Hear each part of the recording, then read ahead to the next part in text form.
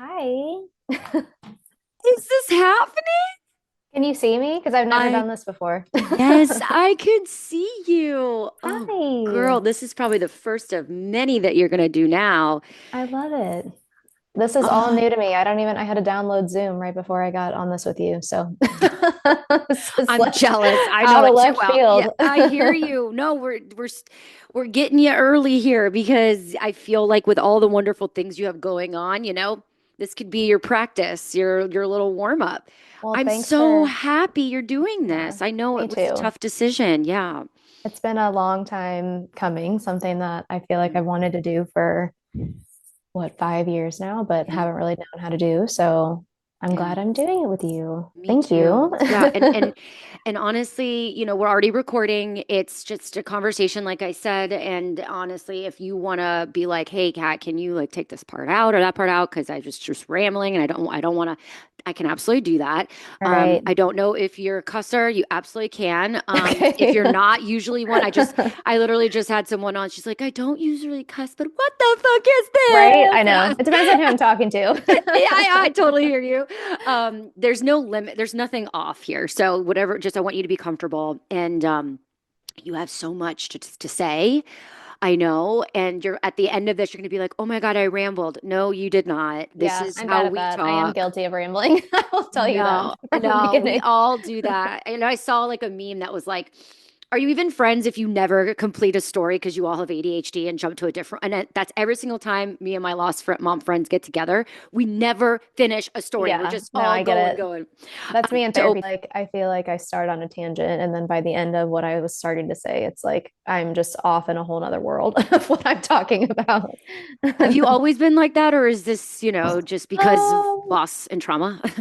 I would say probably a little bit of both. Yeah. Like I've never been a super like extroverted person when it comes to like divulging things about my life. Mm, So I feel like that's kind of like my clutch is rambling. Like, mm, instead of staying on focus and on track with what I'm talking about, it becomes like easier to talk if I just start like blabbling about random things that don't really make sense. So probably more so since Wells, especially because here I am, like probably already starting to ramble. As much as I like share and feel like I've shared over 5 years, I still feel like there's so much that I don't know how to talk mm, about. mm-hmm. And that like gets me in this tough situation of like, okay, I've like divulged my whole life on this like huge platform, but at the same time, like if someone comes up to me and asks me a question in person, I just freeze and I don't know what to say. And then Mm-hmm. I ramble. So Yeah, and your platform though,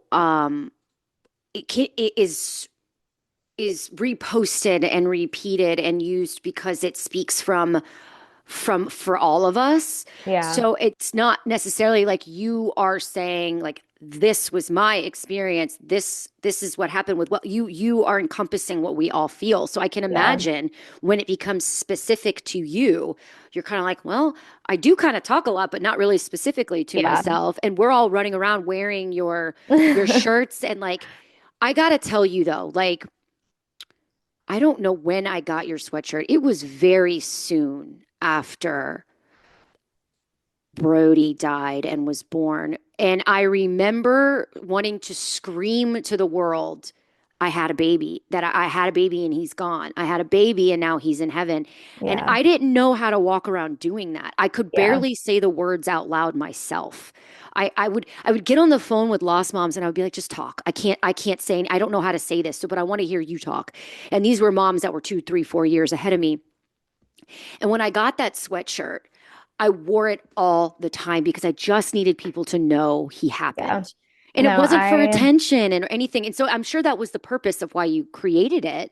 yeah, I feel that wholeheartedly. And like, I still feel that. And I think that's like 90% of why I started what I started is like, I wanted a way to express my story without having to like shout it from the rooftops. And this was kind of like my way of doing that. And I feel like that's like the unique part of running this company is like I'm just as much, the person behind the company as I am the customer. Like I'm the customer Mm, too, because this is my story that I've walked as well. And like that's just that's what I wanted because kind of like I said, I'm very introverted. Like I'm not the person that's gonna like stand up in front of a big group and talk about what happened to me, which sounds so crazy for me to say because in a sense I feel like I've done that online, but like actually walking around and like living and existing with what's happened to us, it's really hard to put that into words. And this Mm-hmm. was just like a subtle way to be able to do so. And it helped me immensely. And like hearing that other people have the same kind of experience with wearing these clothes, it's just, I don't know, that means a lot to me because I say you hit the nail on the head as far as like why I love doing what I do. And, I say over and over again, and I sound like a broken record. Like my whole intention is just to help you tell your story. And if this is a way to just help you walk outside and feel like you're, talking about what happened to you in a way that you don't have to actually like verbally talk about it, I think Mm-hmm. that's like my goal. That's all I want out of this. That means a lot that you say that.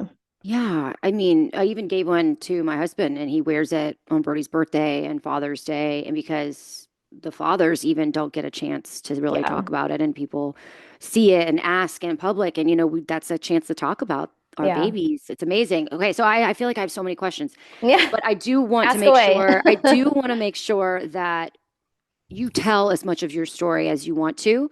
Um, I have to be honest, it's not. I'm sorry if you can hear that. That's my dog. I don't know if you can hear It's that or okay. not. Hi, Pumpkin. We Oh, love that's fur River. faces. Oh, hi, River. Um, so it's not obvious on your page what happened to Wells. Yeah. I particularly found your story, I believe, on a blog writing on your website. Yeah. Do you want to tell it? We don't have to. I do. I Okay. think it's going to be hard for me to get through certain things because there's like so much of it that I've literally never even said out Okay. loud. Okay. I'm probably already gonna start crying.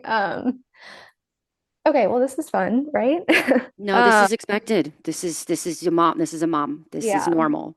And I think that's like it's weird for me too, right? Because I do feel like, millions of people have heard Wells's name, but like no one, kind of like you said, I've never really talked about what happened to Hmm. him and to Hmm. us. And I think that's like it kind of messes with my head, right? Because it's like, okay, I have, I've done all these things and I've shared his story and I've told his name and I've done this and that, but like there's so much to it that I've never said.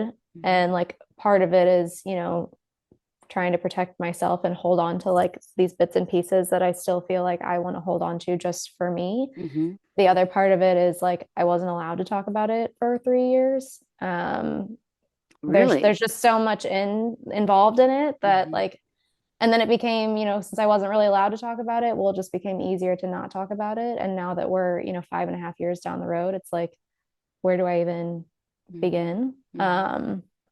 So yeah, so I will tell as much as I can. Yeah. Because that's kind of always been like I've always wanted to. I think it Hmm. could help me. I think it could help a lot of people. I think probably a lot of people have had similar circumstances happen to them and probably are in the same boat as I am in terms of like not knowing what to do or what to say about it. Absolutely. Yeah. So yeah, that's where I'm at. Yeah. It's not easy to tell the story.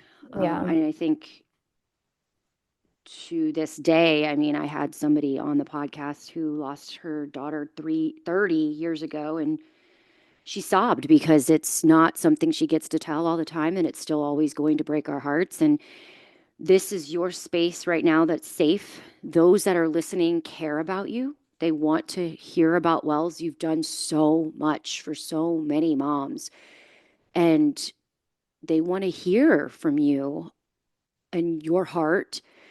You can say whatever you want to say. You can leave parts out. This is for him to have his moment be out there forever too, and I'm here to help you through this Okay. however you want to. I want you to feel comfortable. Yeah. So go for it, mama. Um, Gosh. Okay. So my husband and I are like old time high school sweethearts. We've been together since we were 16. We got married really young, and like obviously kids were always on the table and, talk of the future, but Wells was definitely a surprise. No. He wasn't like a planned for thing that we were shooting for in the moment, but obviously like was the most welcomed gift that we could have ever possibly asked for. And I had a really, I would say easy like pregnancy with him. I was sick a lot, but for the most part, like he was a healthy baby. I was a healthy mom, like nothing out of the ordinary. Until about 37 weeks, I started having like the telltale signs of preeclampsia, like, seeing spots, and I had high blood pressure and headaches and like stuff like that. So I actually was a nurse at the time. I don't really talk about that much, but I was a I nurse didn't for know that. 5 years. Yeah. Yeah. So I had a healthcare background enough to the point where I knew like, okay, this something is, not right here. So I did go and get checked out at about 37 weeks. I was sent to triage. I, had all the preeclampsia labs drawn and this, that, and the other. And they decided in triage that I didn't have preeclampsia. But I guess based off protocol, they needed me to take home this like urine collection kit and collect my urine for 24 hours so they could test for protein. Hmm. And it turns out that after the 24 hours, it came back, positive for mild preeclampsia. So my doctor called me. It was a Monday. And was it a Monday? It was a Monday. I did the urine collection on Thursday. Here I am trying to like retrack time. Urine collection on Thursday. I got the results on Saturday. And then Monday he called me in and he was like, it came back positive for mild preeclampsia, like nothing to be worried about, but you're far enough along where we want to deliver Wells. We don't want to wait on it because it could turn into like something worse.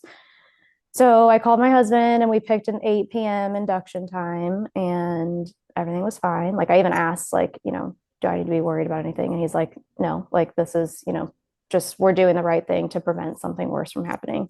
Hmm. So we went in at 8 p.m. and everything was like a normal induction. I was slow to dilate, like there was nothing that was outwardly wrong. I started Pitocin and they broke my water the following day, like kind of late morning, early afternoon. And I progressed like as you would expect a labor to progress. I got really tired. I got really cold. I didn't feel great, but like nothing that was out of the ordinary. Hmm. Um, Probably around like five-ish or so, my OB left the hospital.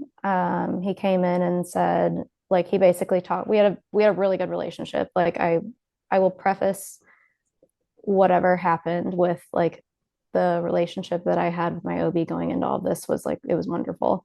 Hmm. And we had a really good rapport with each other just because I worked in healthcare and like we were able to kind of like communicate and talk on a level where, I understood things that he was saying and he was able to talk to me in a way that was just comfortable for the both of us. And he kind of came in and was like, hey, like we're going to be here all night.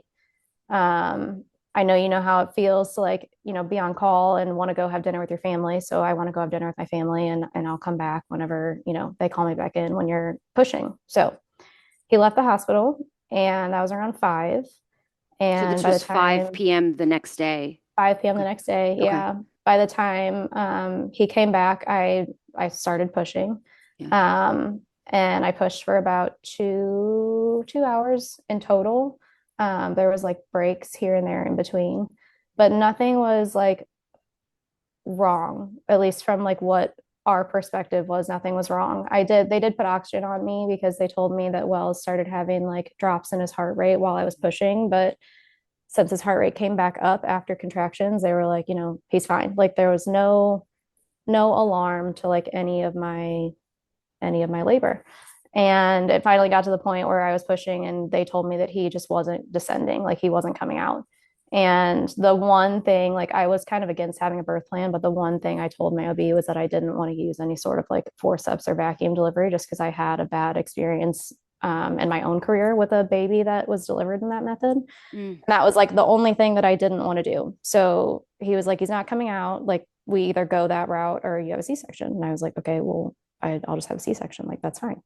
And the anesthesiologist came in, they adjusted my epidural, they like brought a change of clothes to my husband. My mom was in there with me too. They brought her a change of clothes to let her come into the OR. They gave us like a cart to pack up our room. Like nothing was emergent at all. In my mind, like I just couldn't push him out, and we were going to go have a C-section because he wasn't coming out. And we went to the OR.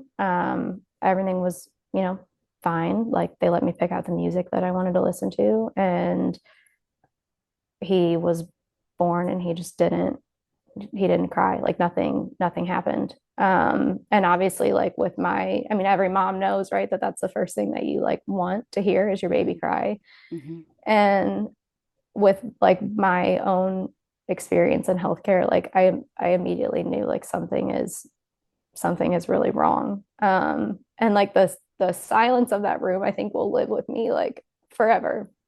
Um, and like I immediately like start panicking in terms of like what is going on. And a NICU nurse finally came over to me and said that, Wells is not breathing, and like he still has a heart rate, but he has, no drive to breathe on his own.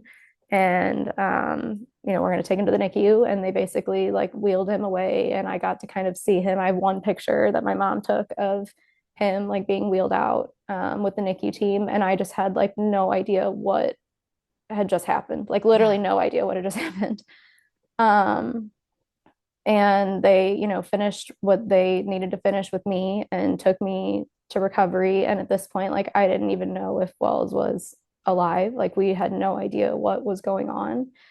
And my OB was the first one to come talk to me. And he basically said, like, sometimes C-section babies are just born like stunned because they don't go through the birth canal. Like they just need a little bit of time. Like he just needs a little bit of time to like relax and recover, and everything will be fine. And that was like our first line of communication. And then probably about, I don't even know timelines, but maybe 30 minutes after that, the NICU attending came in and basically told us like the complete opposite. That Wells had no gag reflex, his pupils were fixed and dilated, he had no drive to breathe on his own. She started talking about like his kidneys and his liver, like just everything was wrong. And hearing that is just like, what the fuck? Like, what, Yeah. what do you mean? Like everything is wrong. Like I was just in labor and everything was fine, and now it's not.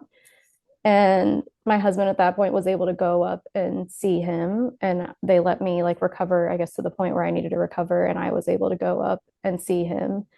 And we spent probably an hour like at the bedside with him at the NICU the night that he was born.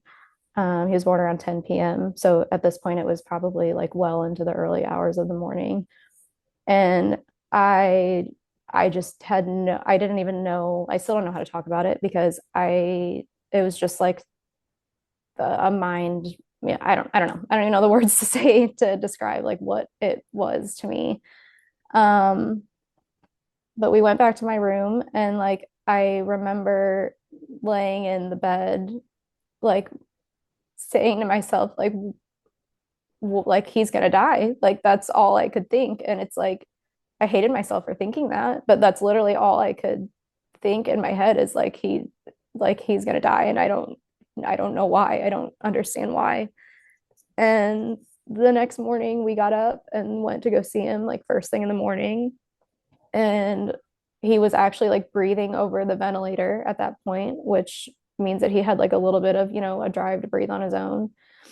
And he looked pretty good. I have like one picture of him from that morning, and it'll forever be my favorite picture of him because like his color is still, he still looks like him. Mm-hmm. And it was like hopeful at that point. I'm like, okay, like I can breathe a little bit because, if maybe my OB was right and maybe like he did just need some time to like recover.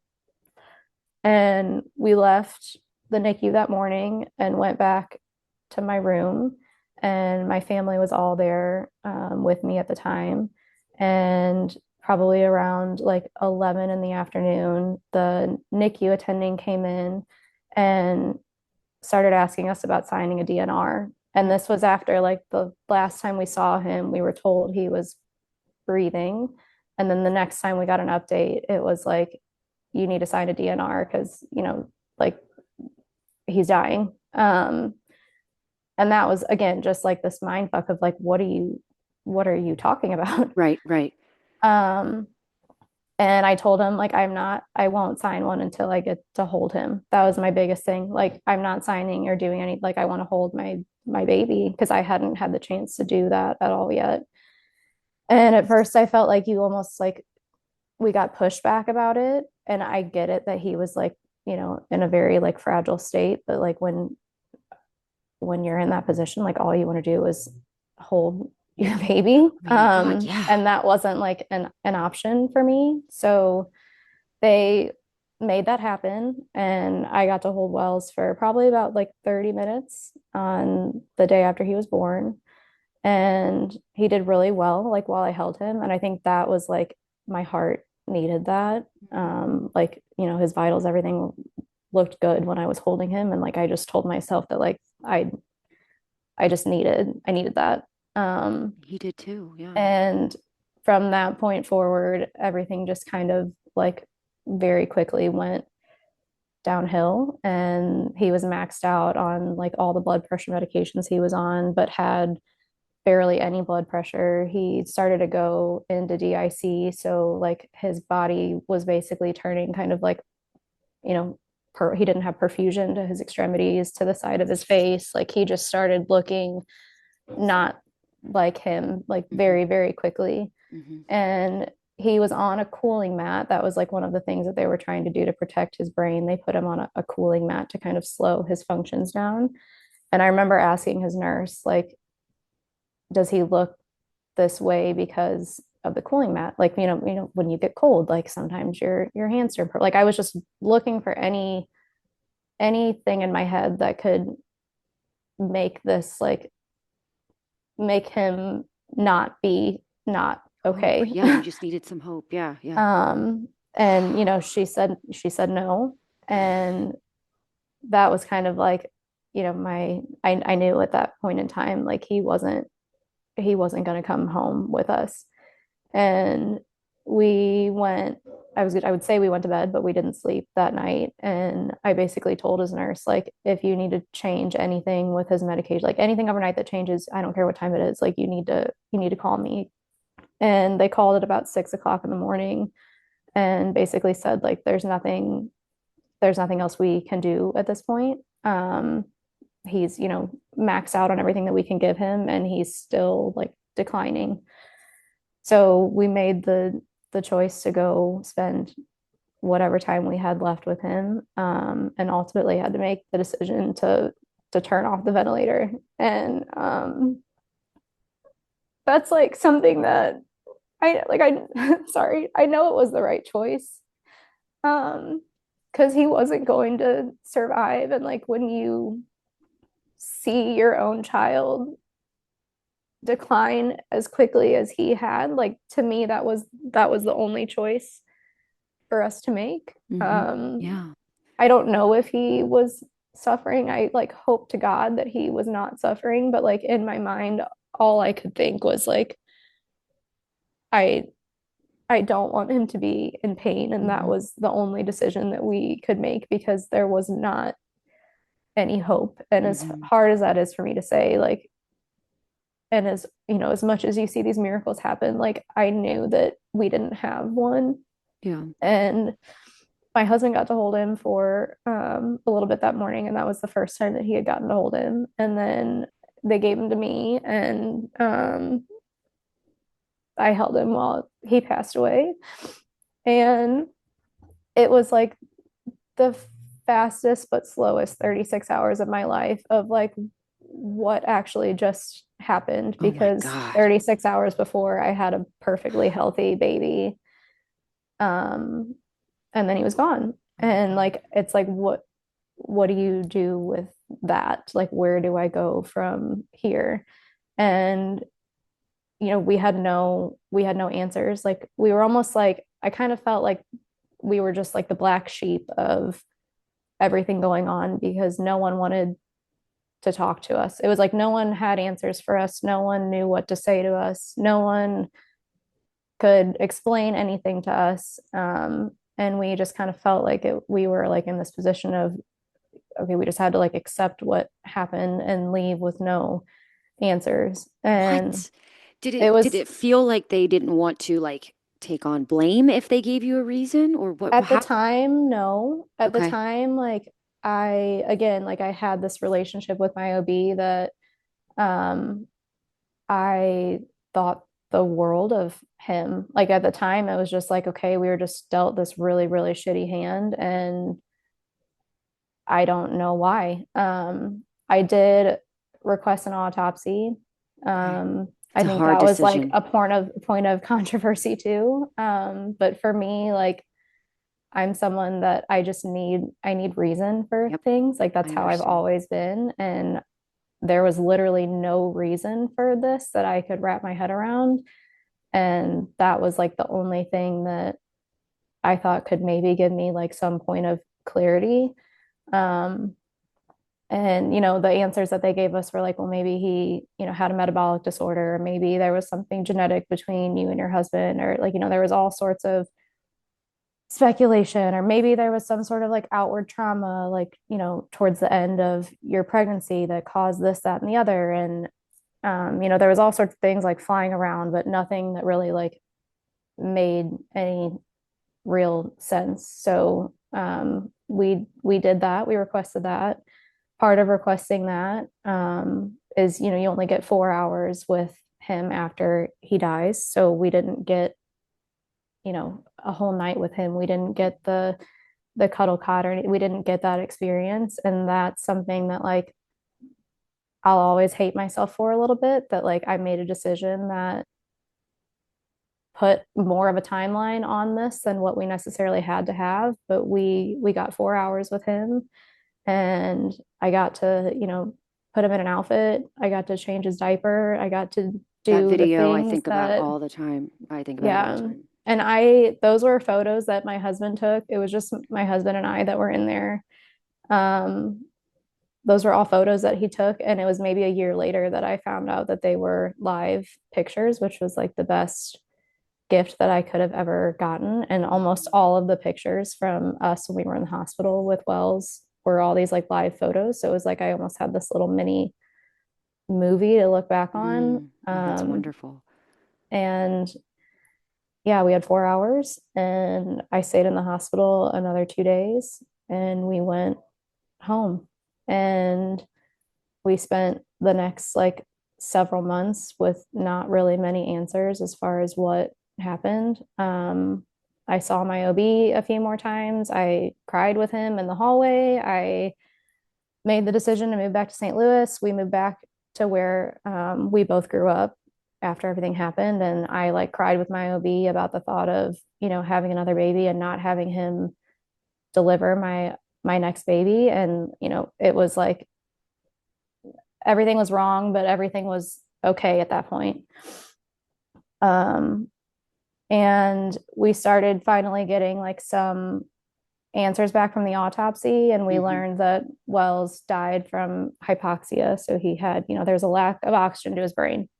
And again, but it was like, this is why he died, but we don't have an explanation as to why that happened. And again, like when you're in the moment, like you don't look for like blame, and you don't, well, at least I didn't. I was just like, okay, I have this information, and like what possibly could have happened to cause this.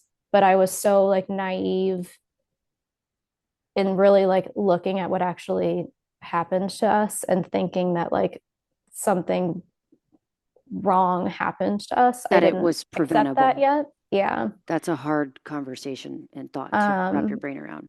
yeah. So we got the results. I sat with the results, and I finally took them and I sent them to an anesthesiologist that I worked with at the time, because I worked in the operating room at a children's hospital in Dallas. And I sent what I had gotten to him, and he was like, Alex, like this is not like normal. At that point, I had like all of Wells's lab work and everything back from when he was born, and like the amount of trauma that was like inflicted upon him and how it showed up in his lab work was like I've never seen lab work like that before. And none of his lab work would have been consistent with him surviving like what happened. And seeing that and seeing like how bad things were like right when he was born, I like, you immediately start having like red flags go off. So I requested our records, and it took about a month to get our records. And they send you everything. It was like 1,400 pages of Mm-hmm. records. And this was in May when I got them. So it was like 6 months after he was born. And the day that I got them, I was laying in my bed at my mom's house because we'd already moved back to St. Louis. And I did not sleep until I got through all 1,400 pages of like annotating every single thing Oof. that I remember happening in like comparison to what was said in my chart. And my chart said that everything was wrong with Wells, and everything was wrong with my delivery and my labor, and everything about like how he was in distress, how his heart rate was terrible, how he had all these like prolonged decelerations and this, that, and the other, and how I had an emergency C-section because of his heart rate decelerations, and like everything painted this picture of like it wasn't even like what happened to me personally. Like it was almost like I was reading someone else's story. It was like the most bizarre thing to read. So your And chart was reflecting something that was not actually happening in your reality. That was that not we what did was being not discussed. experience, Okay. right? Right. It very much is what happened, especially when, you start looking at like all of the tracings and stuff. With my whole labor, Wells was in distress for about 8 hours of my labor, and the last 2 hours was like, his heart rate was dropping to 50 or 60 beats per minute with every contraction, and then it would go up to like 200 beats per Oh my minute, and God. it was like a horror movie. Sitting there looking at that, um, but knowing like while it was happening that I literally had no idea, and zero things were done about it. Like that's still something that I I don't just don't understand. understand. I literally don't understand. I never will understand. Um, and I took my records and I sent them at this point. I sent them back to the anesthesiologist that I had already talked to. And then one of my best friends is a nurse practitioner in women's health. And at that point in time, she was working as a labor and delivery nurse. And I sent her my tracings, and she was just like, this is so bad, Alex. Like this is really bad. Um, and then we had to make, the choice of, okay, well, what do we do about it? Yeah. um, and we reached out to a family friend who's an attorney and sent him everything. And at this point, it's like, okay, what do you do? Because Yeah. nothing's gonna bring him back. Nothing's gonna make it better. But like, what do you do? And we decided to move forward with, the legal route of things. Hmm. And that was a decision that like wasn't made lightly. And we did it. And it took about 3 years for everything to like settle. And it was a brutal 3 years because you're kind of just living in this state of like limbo. Hmm. And that was like the one thing they told us the whole time is, don't live your life for a lawsuit. But like when the lawsuit is your life, it's when it's about your life, it's really hard to kind of like separate the two. Hmm. So I spent, 3 years of being in this state of like not really being allowed to talk about what happened to us, and not knowing how to talk about what happened to us, while going through like one of the hardest things outside of obviously losing Wells, the hardest things that I have ever had to go through, mentally, physically, like everything about it was just hard. And outside of like our immediate family, no one even knew that we were going through it, partially because it was something we weren't really supposed to be like talking about. And the other part of it was like just an uneasy feeling from me of the fact that like we were in it, and I don't really know how to explain that other than um I don't know. It was just it was very challenging. And um I remember like, we go through you go through all of this stuff. You go through discovery, you go through there's all these phases of a lawsuit that like unless you go through it, you don't even know that they exist. And I feel like TV makes it seem like lawsuits happen in like a month and they don't. And you basically have to like divulge your entire life. And then you go and you get interviewed in a deposition, and they grill you on every single aspect of your life, both past and present, in a way to try to like take the reality out of the situation. And um yeah, I So you were suing we sued for my what? OB, and we sued the hospital where I delivered for it was for negligence and medical malpractice. So what should have happened? Ultimately, what he should have Wells was like a perfectly healthy baby, and my delivery was just extremely poorly managed. They ultimately determined that I should have had a C-section around 1 p.m. in the afternoon, and I delivered Wells at 10 p.m. at night. So I had about 8 to 9 hours of Him in time where distress. he was in like very evident distress, and no real interventions done at all. There was one point in time where I was like moved onto my side. Um, and that's about the only interventions that took place during my whole labor and delivery. Um, In all and that's this, did anybody try to defend themselves for the way that they handled it? They did, and I think that they did and they didn't. I don't really know how to answer that question because so part of, going through a lawsuit is depositions, and that's where like all the parties involved are questioned by both sides of the legal team. Yeah. So like we had to be questioned, and then we deposed the nurses that were involved like in my care. There was two that were involved like on the front end that remembered us but weren't actually like present in the delivery. And then there was one nurse that was present with me during like the labor and delivery, and her deposition was by far like the most intense out of the three nurses. And then we deposed my OB. And you're obviously like coached to be a certain way Mm-hmm. during these depositions.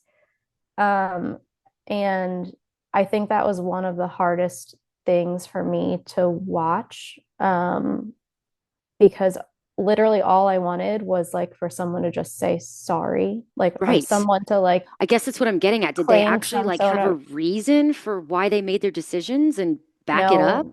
no, they basically just try to like, for anyone that's been through this, I'm sure that you know exactly what I'm like talking about, but like any any way for them to find like little tidbits of, time where like they maybe did something here, or this wasn't actually that bad, or, Oh my God. like they would go through my tracings and be like, well, maybe the monitor like fell off, Oh or my maybe God. like it was Yeah. like any Yeah. Protect excuse that, themselves. Yeah. yeah.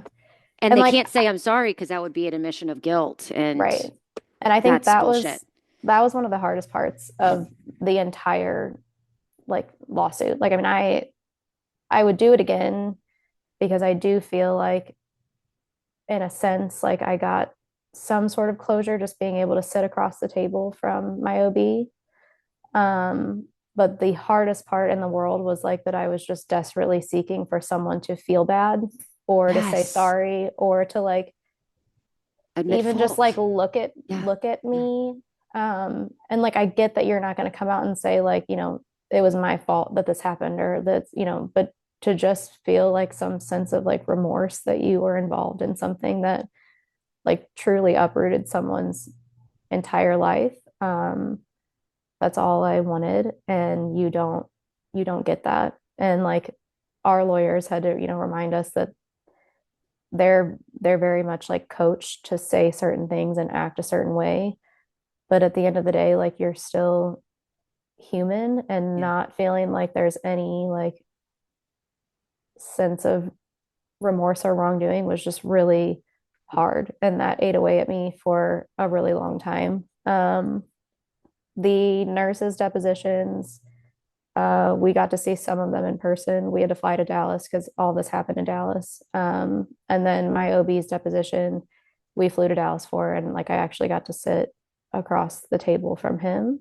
Mm. Um, and that was something that I needed, but something Okay. that was really, really hard for me to do. And I think it's because, like, somehow, some way, even though I knew everything I knew, I still like felt like he cared about me.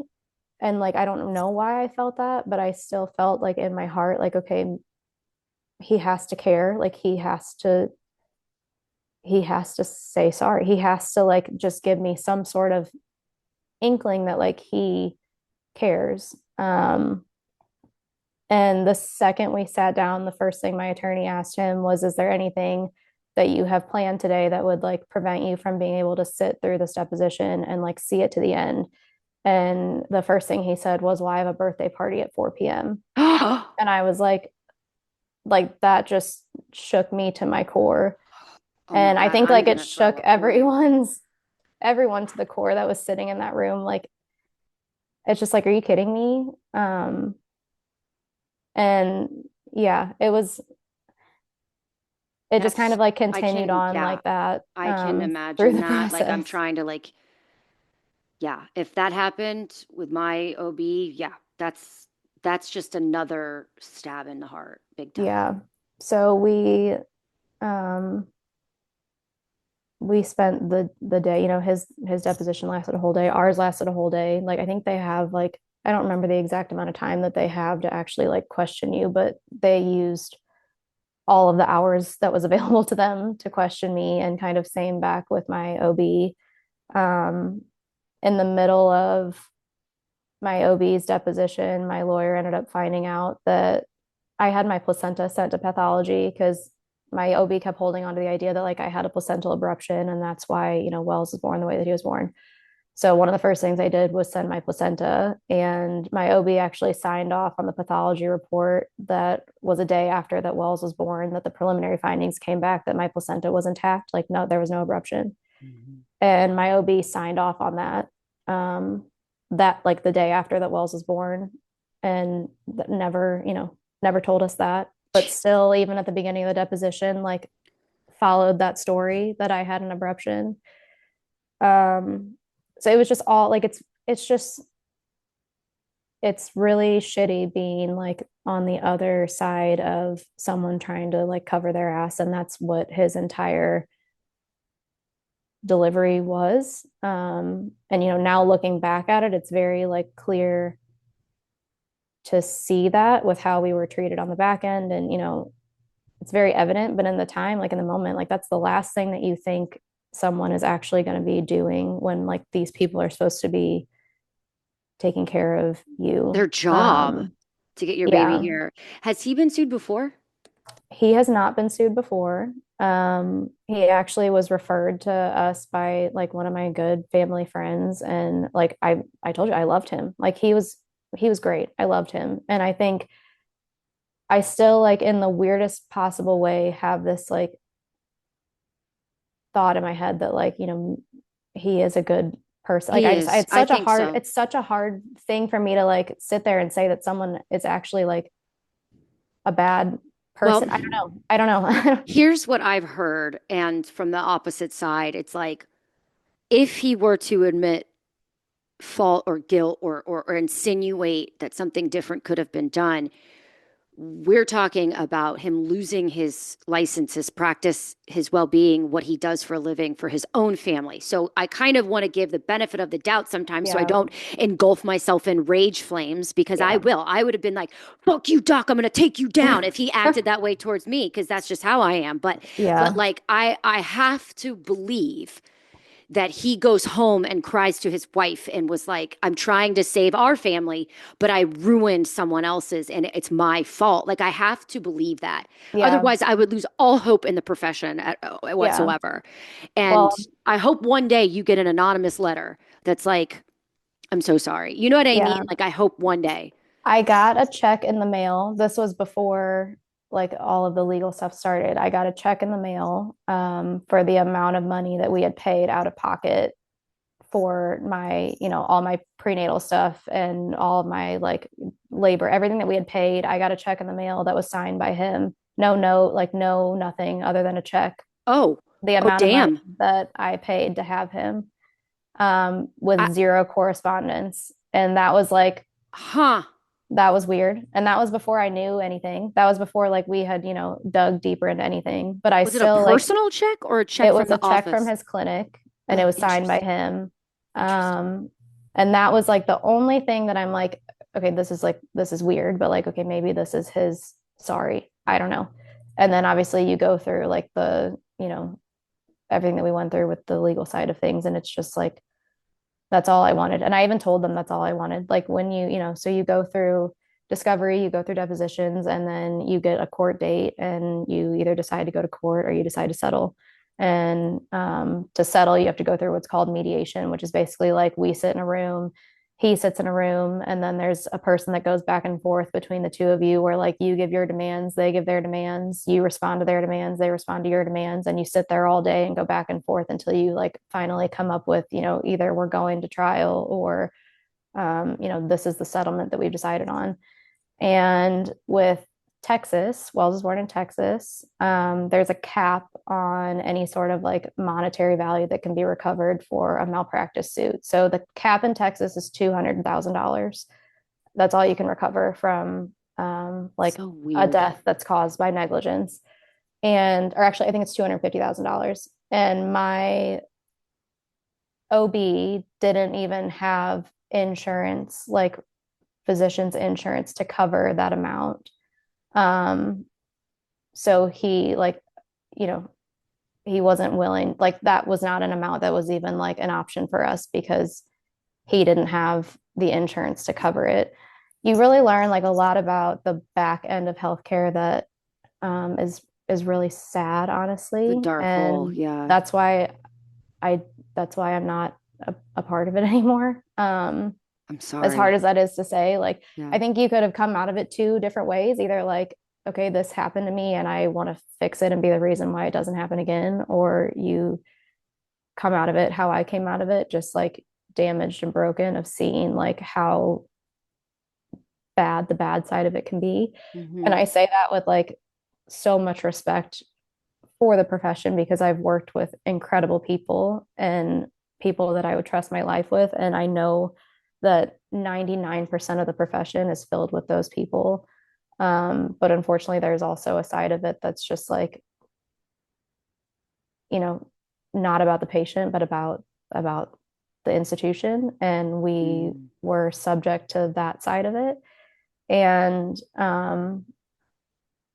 This has changed yeah, your life in every single corner it could possibly could have.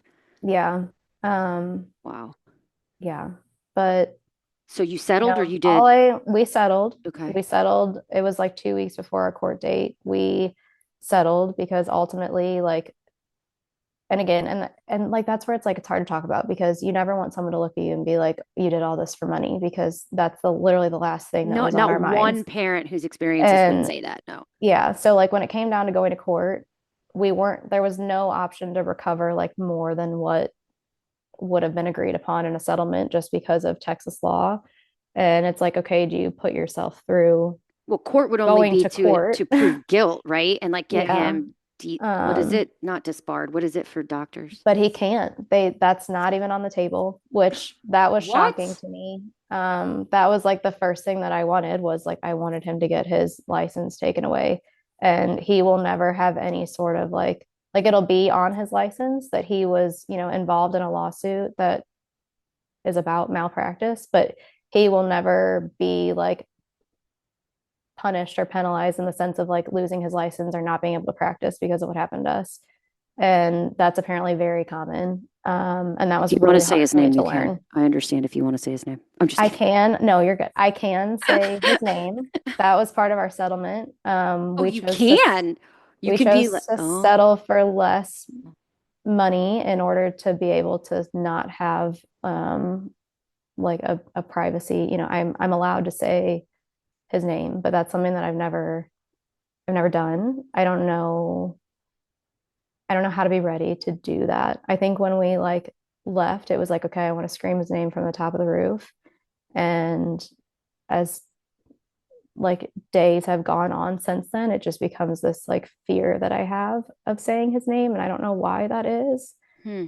Um, but yeah, we chose, instead of trying to like, settle for the full dollar amount that we could recover, we chose to settle for less with like the caveat of I'm allowed to say his name and tell our story and That's awesome. say whatever I want to say. Because, I envision like if he's not going to lose his license because of this, maybe if I share my story or, talk at colleges or talk, like if I can talk openly and freely about what happened to us and every detail about what happened to us, and it can teach someone or help someone like prevent this from Yep. happening in the future, like I want to be able to do that.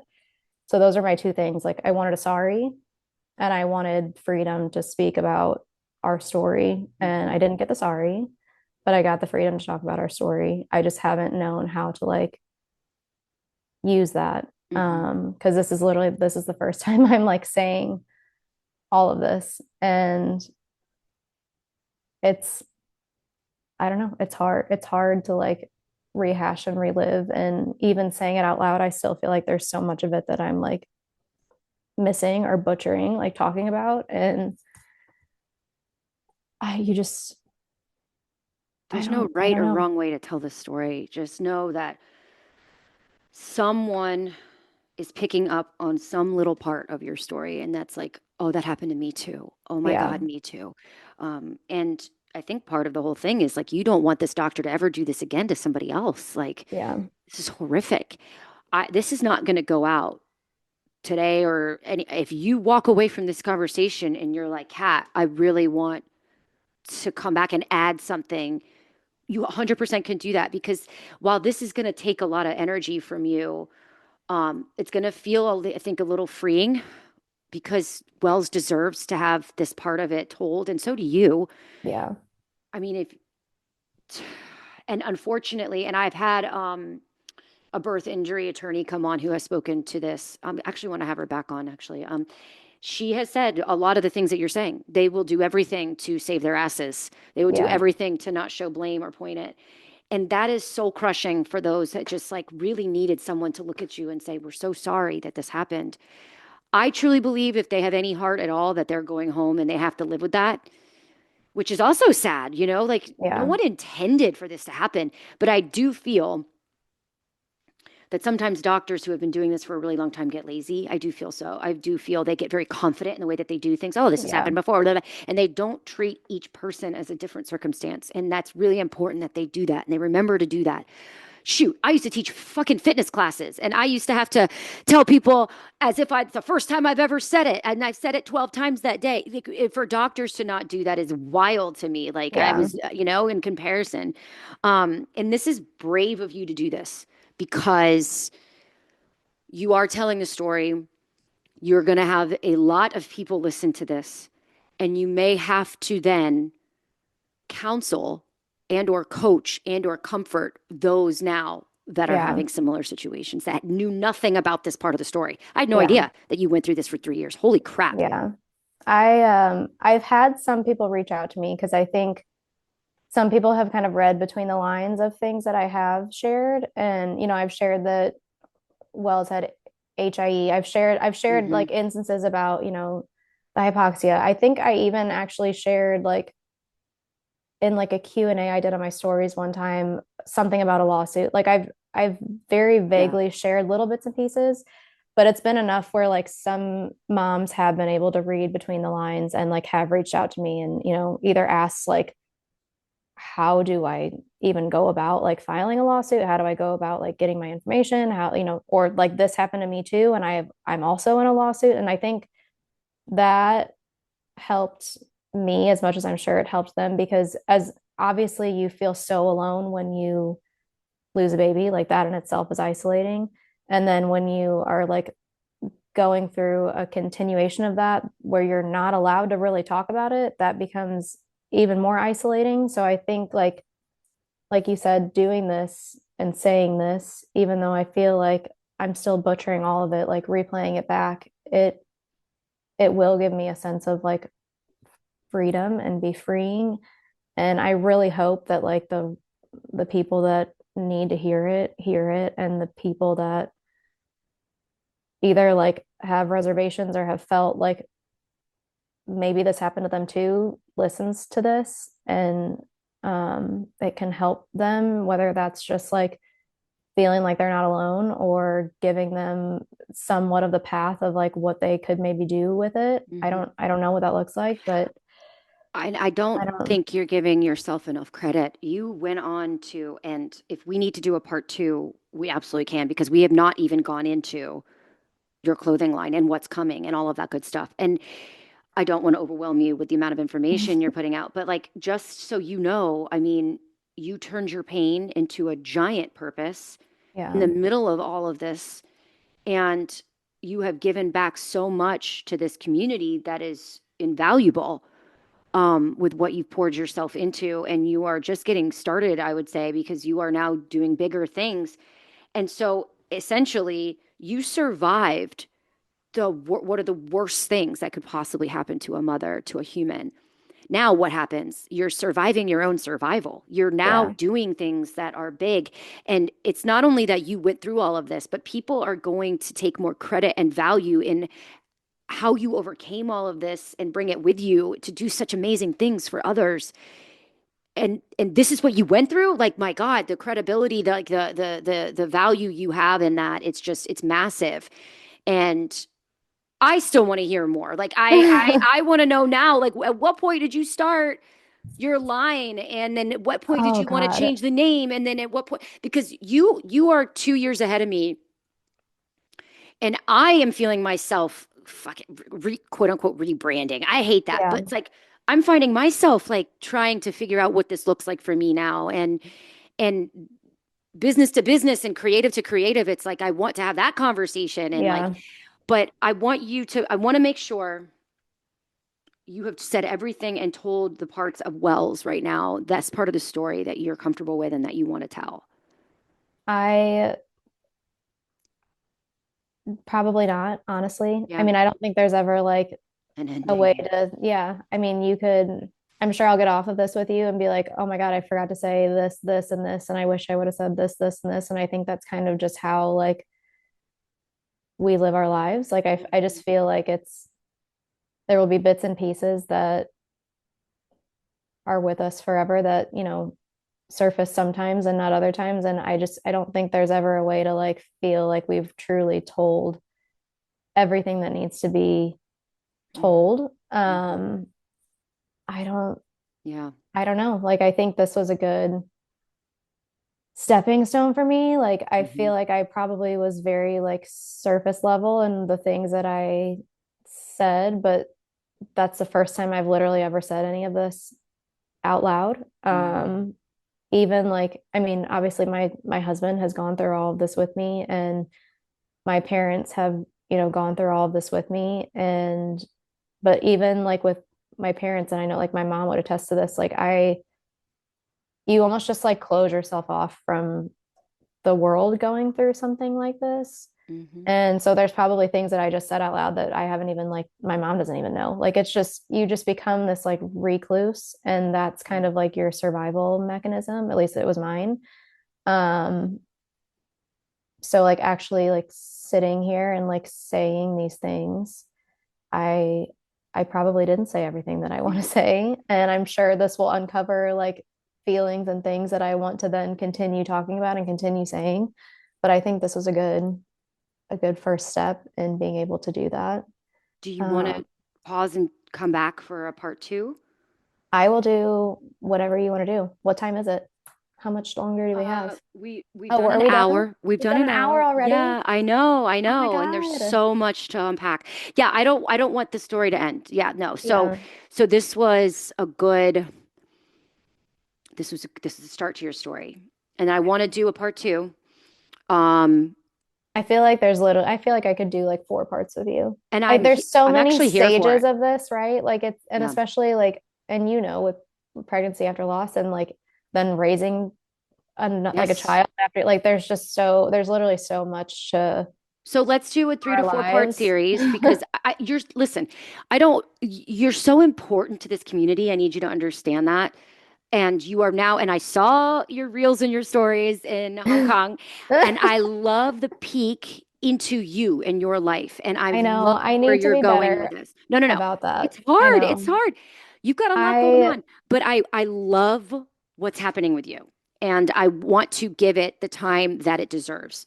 So if you want to do like a three-part series or whatever you're comfortable with, I'm here for it. You're that big to this community that I feel that you deserve it. And I feel like those listening want to hear it.